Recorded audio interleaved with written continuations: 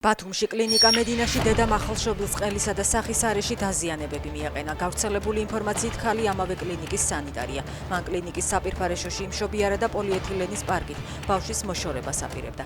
ქალიც და ბავშვიც რეანიმაციაში გადაიყვანეს. ახალშობილის მდგომარეობა მძიმეა.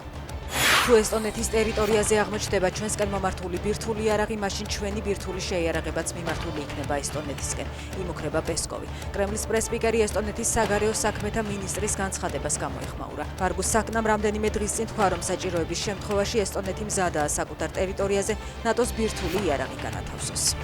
ირანელი სტუდენტების პროტესტი გრძელდება. სიკვდილი დიქტატორს ისმოდა დღეს თეირანის უნივერსიტეტში. დემონსტრანტებსა და უსაფრთხოების ძალებს შორის შეტაკებებიც მოხდა. გარდა ამისა, დღეს თეირანის ერთ-ერთ მიწისქვეშა სამხედრო ობიექტზე ძლიერი აფეთქებების ხმაც ისმოდა. New York Times-ის ინფორმაციით აიათოლა ალი ხამენეიმ უახლოეს გარემოცვას მითითებები მისცა, როგორ უნდა იმოქმედონ მისი ლიკვიდაციის შემთხვევაში. ამავე ცნობით, მან ეროვნული უსაფრთხოების საბჭოს მდივანს ალი ლარიჯანს სახელმწიფო საქმეები გადააბარა და დაავალა უზრუნველყოს, რომ ისლამურმა რესპუბლიკამ ნებისმიერ სამხედრო თავდასხმას გაუძლოს. ამავე ცნობებით, ამერიკის მხრიდან პოტენციური სამხედრო მოქმედებების ფონზე ირანმა შეიარაღებული ძალების სრულ მზადყოფნაში მოიყვანა და წვრთნებიც ჩაატარა.